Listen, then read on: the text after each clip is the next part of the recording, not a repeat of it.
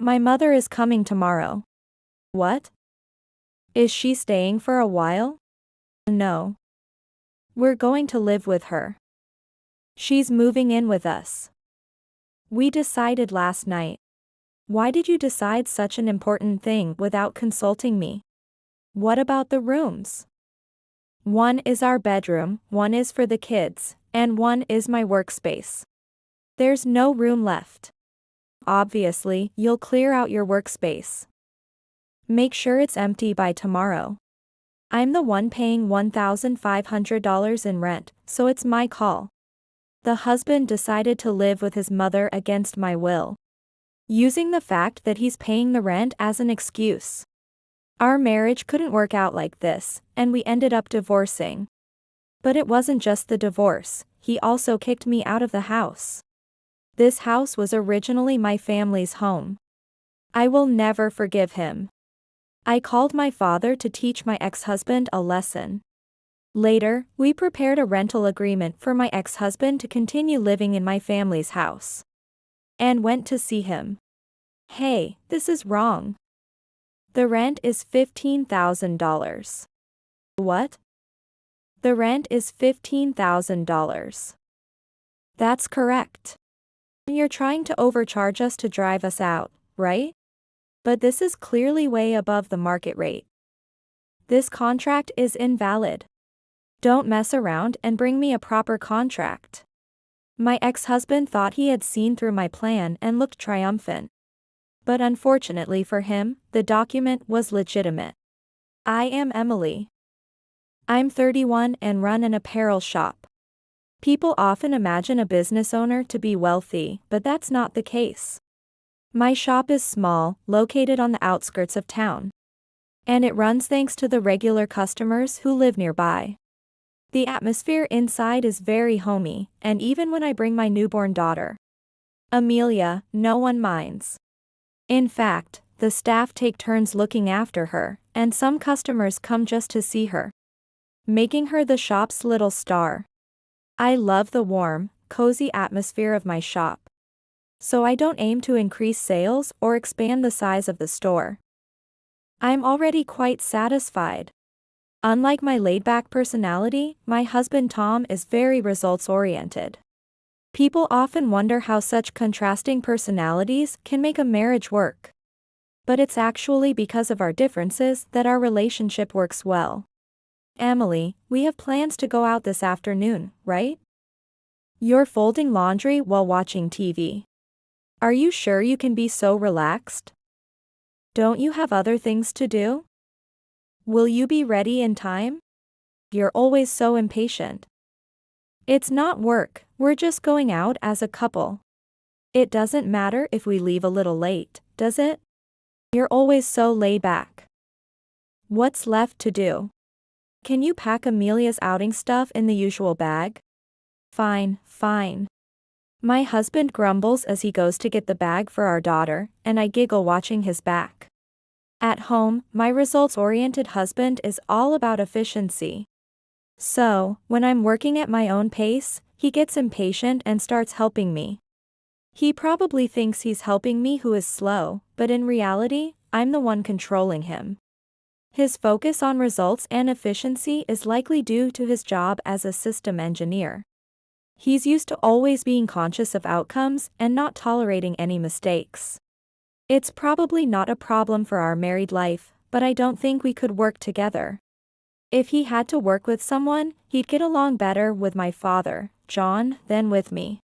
My father has been working in the car business since he was young, and owns a small building in the heart of the city. When we went to introduce Tom to him, they talked more about work than our marriage. That was 3 years ago, but I still remember it vividly. Dad, I brought Tom with me. Oh, wait a minute. When we arrived, my father was covered in grease, working on a car. My husband looked around my family home for the first time. Our home doubles as my father's car shop. The spacious lot is lined with cars for sale, with a 2-story building on it. The first floor is an office and a simple workshop, and the second floor is the living space. Mom's inside the house, so let's go in first. Hey, wait a bit. I'm almost done.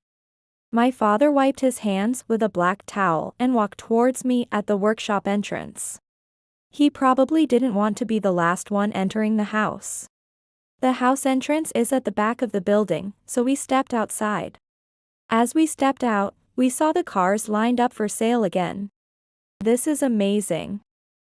To have such a splendid car shop in the heart of the city. I've heard you bought both the land and the building, right? That's incredible. You must have worked really hard. No, I just loved working with cars, and it turned out this way. I bought the land and the building a long time ago, so they weren't as expensive as they are now. Still, it's impressive. Have there been any changes from the past to now? Well, recently, I've been selling a few cars just for display.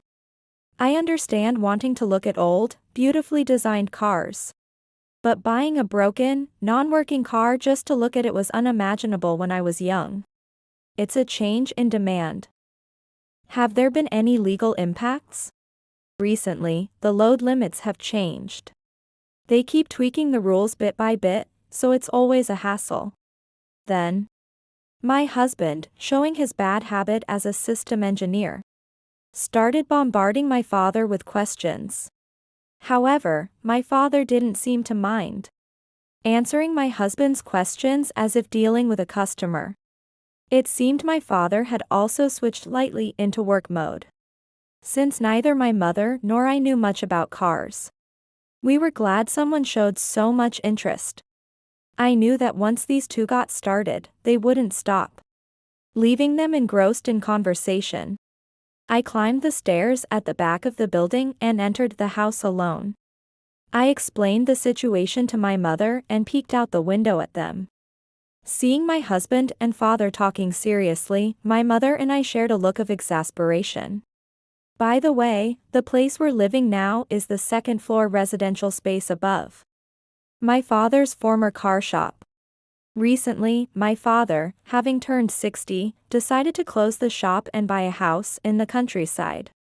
After nearly 40 years of working non-stop in the city, he plans to enjoy a relaxed life in the countryside with my mother. Since my father had succeeded in the car business, he had enough money for a sort of early retirement. With my father quitting the car business and moving, our family home became available. At that time, my father suggested that we move into the family home. Dad said we could use the house. What? He's not selling or renting it out? Dad finds dealing with the house too much trouble. If he sells it, the old building has to be demolished, and if he rents it out, there's a lot of management involved. So, he said if we want to use it, we should. So, you get the house and land? The formalities for a gift are also troublesome, so it's almost like a verbal agreement. After working non-stop for 40 years, he doesn't want to deal with any more hassle. I see. Maybe he didn't want it to feel like he's sorting things out before his death. So he decided to lend it to us. So, how much is the rent? What? Rent? $1,500, I think. That's a decent amount. But considering the location and the 3-bedroom house, it's reasonable, maybe even a bit cheap. It's your father's generosity, and our workplace will be closer. Amelia was just born, so let's take the plunge and move. Hearing that the rent was $1,500. My husband hesitated a bit but decided to move into the family home. Knowing my husband's results-oriented nature and pride, I worried that he might dislike moving in because it seemed like taking advantage of my parents. I was relieved when he agreed to move. However, he had one condition. We'll move, but I'll pay the $1,500 rent. What? Sure, that's fine. My husband couldn't stand the idea of just relying on my parents. Even though our finances are combined, he insisted on paying the rent himself. Pride is such a troublesome thing. Thus, we moved to the center of the city, and life became much more convenient. I thought we would continue to live comfortably from now on.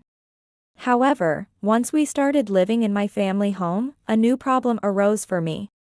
After the move, my mother-in-law, Catherine, began staying over frequently. Since her son and her family had moved, it was only natural for her to be curious about the new house, so I welcomed her. However, she came over so often, almost every week, that I decided to discreetly check with her. "You've been visiting us almost every week lately and going out alone. Why don't we go somewhere together next time?" "You don't need to worry about that. I want to see plays, and it wouldn't be fair to drag you two along." I wished my mother-in-law would be a little more considerate.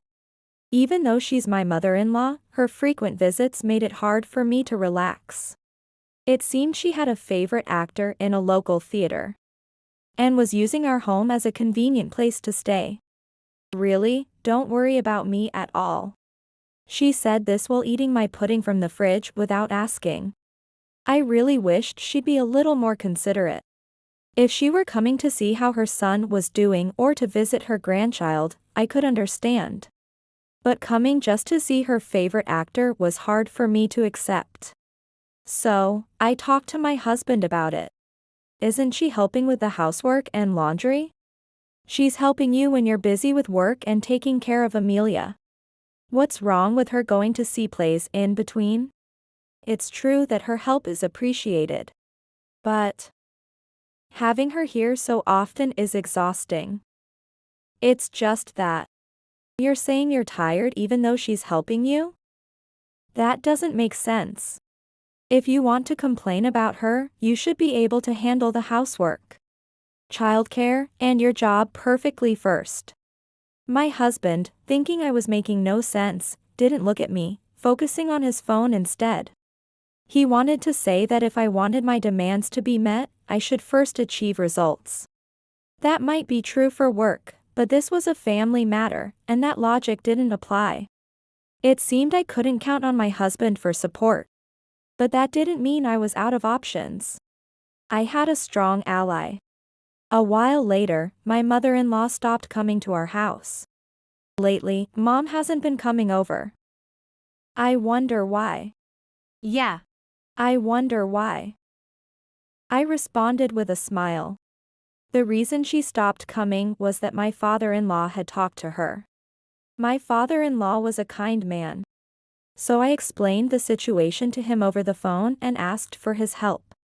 Since my husband didn't seem to know why his mother had stopped visiting, it was clear my father-in-law kept my secret.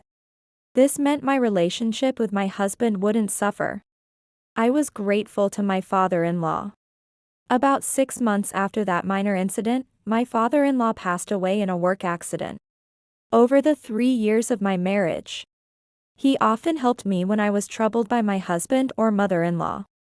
Since he was just over 60, I had planned to repay his kindness many times over. At the funeral, I felt overwhelmed by sadness and regret as I prayed for him. After the funeral, my daughter and I went home early, while my husband stayed overnight at his family's house. The next evening, when my husband returned, he said something unbelievable to me. "Who was still grieving? My mother is coming tomorrow. Is everything at her house okay? She'll handle the cleanup gradually. So, she'll be commuting to the old house for a while." Wait, commuting? What do you mean? Is she staying over, not just for a night? No. We're going to live with her. She's moving in with us. We decided last night. My husband's words made my head spin. So far, I'd avoided clashing with my prideful and stubborn husband by subtly guiding his thoughts and actions while acting at my own pace. However, with my mother-in-law moving in tomorrow, there was no time for subtlety or avoidance. What? Why did you decide such an important thing without consulting me? And in just one night? Didn't you think to ask me? Are you saying we should leave my mother alone? Your mother is only 60, right? She's still healthy. Isn't it too soon for her to move in? If we're going to live together, the sooner the better. You, who are slow with housework and childcare, will benefit from her help. My husband's bad traits were showing again. It's true that having my mother-in-law around would help with house chores. But what about my feelings? My husband only imagined the tangible, visible benefits and disregarded my intangible, emotional concerns. To convince him, I needed to present clear, visible problems. What about the rooms? One is our bedroom, one is planned for Amelia's nursery, and one is my workspace. There's no room left. Obviously, you'll clear out your workspace. Make sure it's empty by tomorrow. I pay $1,500 in rent, so it's my order. My desperate resistance seemed to have no effect as my husband walked off to the bathroom. I headed to my workspace to start clearing it out for my mother-in-law's arrival the next day. The next day, she arrived with a large suitcase. Usually, I only have one bag, so it's not a big deal. But it's tough coming here with so much luggage.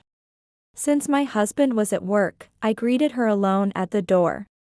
She seemed genuinely worn out, beads of sweat on her forehead. But she showed no sadness, despite the recent funeral. What? It's not tidy at all. I'm sorry. I was told just last night. I'll clean it up gradually. Hurry up. Also, I mentioned I was tired, so you should have offered tea without me asking. You're so thoughtless. Oh, I'm sorry. I'll get it right away. This was going to be difficult. The thought of this happening every day made my body feel suddenly heavy. But this was only the beginning. That night, while we were having dinner, my mother-in-law started her full-fledged attack on me. It's been 6 months since I last came to this house. I never thought I'd come back like this. Come to think of it, why did you suddenly stop visiting? Your father told me to stop coming so often. He said it would make Emily uncomfortable. That's just like Dad. There's no need for him to worry about us. Yes, but it wasn't his idea. Emily asked him to tell me. She said my visits were a nuisance. What? Her sharp words left me frozen, holding my fork. It's true I asked my father-in-law for help, but I never put it that way. I just asked if she could reduce the frequency of her visits. But now, my mother-in-law was painting herself as the victim. Did you say that? I'm sorry, Emily. I didn't realize I was such a bother. We'll be living together from now on, though. Will you be all right? Yes. I'll be fine. Though she was smiling, her eyes were full of anger. She was mad that I'd gone to my father-in-law and was warning me not to cross her again. Even without such pressure, I couldn't say I was inconvenienced under these circumstances. Did you say that? No, I didn't say it like that. Really? He told me that's what you said. Are you accusing him of exaggerating or me of lying? No, that's not what I meant. So you did say it. You're so sneaky, talking behind our backs. Now apologize to my mother properly.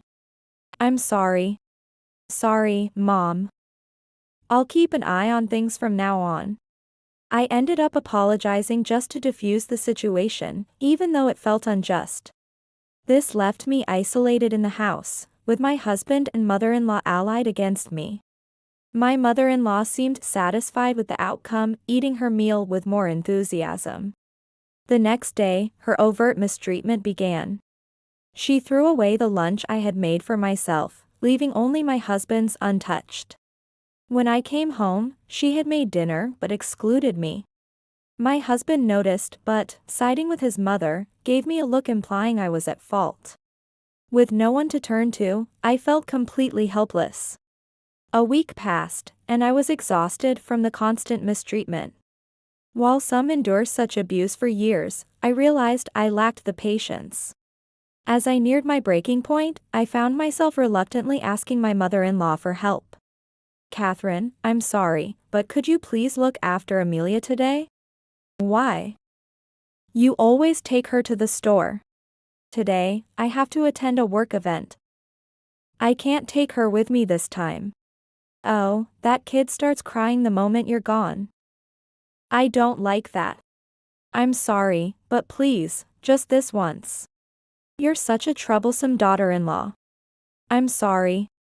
I begged her to take care of Amelia repeatedly, even though I didn't want to. I started my day with an unpleasant feeling but decided to just deal with it. I was worried about leaving my daughter with my mother-in-law. But I trusted that she wouldn't harm the baby. I told her I'd be back as soon as possible and left the house. That night, I hurried home, anxious to check on my daughter.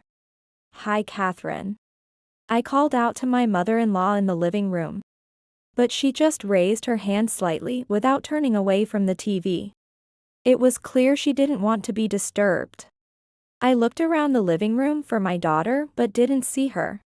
Thinking she might be in her crib, I headed to the bedroom, but she wasn't there either. I checked the remaining rooms, and then I heard faint crying, seemingly from below. Shaking my head, I thought that couldn't be right.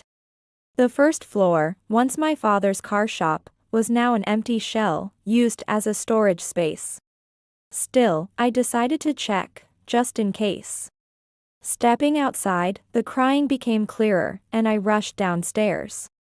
In my father's old office, I found my daughter lying on a blanket on the concrete floor. Amelia.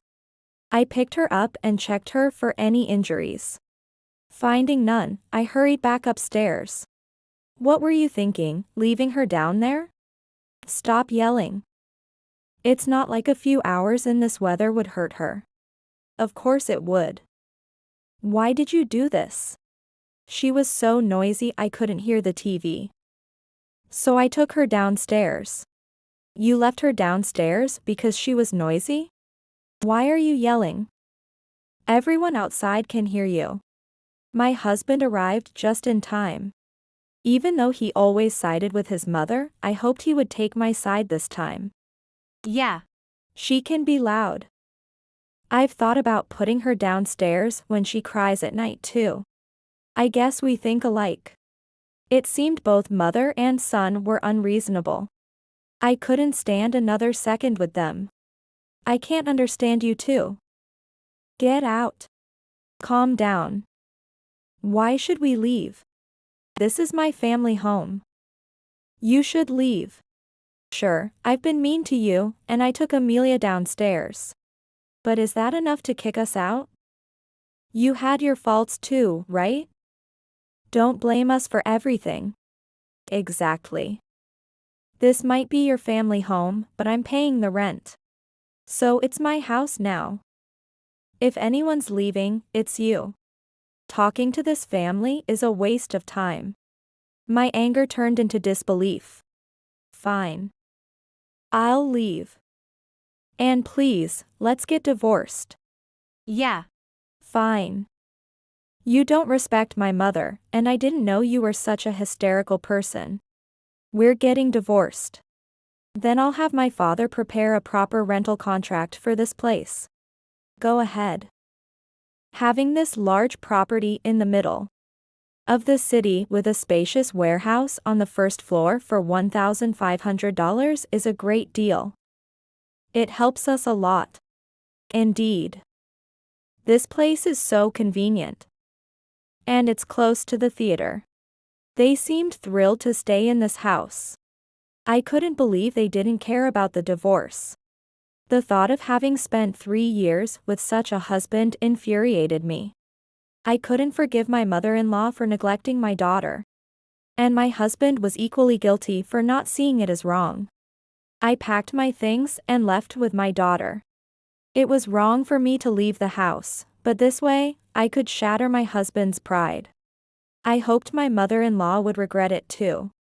I called my father and explained the situation. Tom did that? I think he was influenced by Catherine after she started coming over. So, what do you want to do? I want you to make a rental contract for Tom. Ah, I see. That will force him out. My father understood my plan before I finished explaining. We think alike, we are indeed family. A month later, I divorced my husband and moved into a monthly rental apartment with my daughter. With the divorce finalized, it was time to bring the contract my father prepared to my ex-husband and mother-in-law. Oh, you're here. Did you bring the contract? It's been a while. Come in. I entered the house after my ex-husband and mother-in-law invited me in. It felt strange to be back after a month. The furniture arrangement had changed, and there were new items. They seemed to be enjoying life in the house. I sat on the living room sofa and placed the contract on the table. My ex-husband picked it up and immediately pointed out a mistake. Hey, this is wrong. The rent is $15,000. Oh, really? Such a mistake. What? The rent is $15,000. That's correct. Stop joking. The rent is $1,500. You're trying to drive us out with this high rent, right? But this is clearly way above the market rate. This contract is invalid. Just bring a proper contract. My ex-husband looked triumphant, thinking he had outsmarted me. But the contract was legitimate. There's no mistake. This whole property and the spacious first floor. Plus, the first floor is not a residence but a tenant space. Tenant rent is generally higher than residential rent. So, renting the entire place costs $15,000. That's the market rate here. What? Don't be ridiculous. We're only renting the living space upstairs. We can move our stuff out of the first floor immediately. That's not possible. My father said he wouldn't rent out parts separately. It makes sense. If strangers live upstairs, it becomes harder to lease the first floor tenant space. We used to live here because of my relationship with my father. Now that we're divorced, that privilege is gone. You'll have to pay the proper market rate. But it was $1,500 before, wasn't it? No, the rent was actually $0. My father let me use the place for free. It's called a gratuitous loan, I think. I did plan to give my father about $10,000 a year to cover property taxes. If you want to consider that as rent, then it might be. $0 rent? That can't be true. The rent was $1,500. Oh, that was a lie. You have such a high pride, don't you? I figured telling you we were living here for free would hurt your pride, so I made up the rent. Don't misunderstand, I wasn't pocketing the money. I saved the $1,500 in a separate account. I also added my own $1,500 each month, so we saved $3,000 monthly. What were you planning to do with all that money? The living space here is worth around $400,000. I plan to save $3,000 monthly for 10 years to eventually buy this place from my father. That way, you wouldn't feel like we were living here out of his kindness. You never told me that. If I told you, you'd realize we were living here for free and get unnecessarily upset. I planned to tell you when we had saved enough and discuss handing the money to my father. I used to think your pride was admirable, but now I just find it troublesome. So, you've been living here for about 10 months, right? What happened to the money you've saved so far? There should be around $30,000. Don't worry. I haven't done anything shady. The saved money was included in the division of assets in the divorce. In the divorce settlement, the $30,000 saved as a rent and $20,000 of our joint savings were split equally. My ex-husband received $25,000. Before marriage, his savings weren't substantial. Though he earns a decent salary as a system engineer, it's only tens of thousands of dollars. This means they can only afford to stay for 2 or 3 months after signing the contract. Realizing this, my ex-husband dropped the contract to the floor. Does this mean we have to leave? I sold my parents' house. Even with the $70,000 from that, can't we do something? $70,000 is a significant amount, but against a monthly rent of $15,000, it would quickly vanish. My ex-mother-in-law shook my ex-husband's shoulders, unwilling to accept that they had to leave this prime location. No matter how much my ex-husband seeks help, the situation of having to leave this house won't change. If they want to change this situation, they need to seek help from the right person. Emily, please. Can you somehow make it so we can rent just the residential space for $1,500 a month? Please. My ex-mother-in-law begged me. But considering her past treatment of me and my daughter, it was too late for that. No. If you're renting, it's the whole building and land. No exceptions.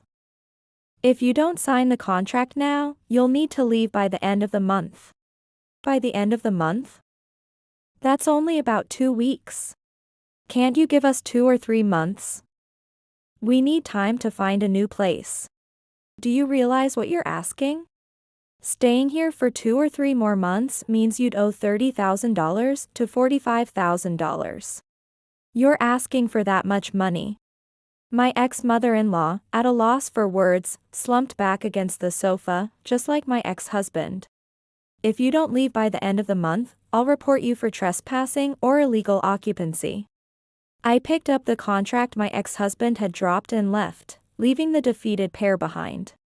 By the end of the month, they moved out. Having sold their family home, they moved to a suburb. Though they left the city, my ex-husband still had his job. And my ex-mother-in-law had mentioned having $70,000 in savings. Their lives wouldn't be significantly affected, but my ex-husband's pride would be. Being outsmarted and driven out of the city center would have shattered his pride.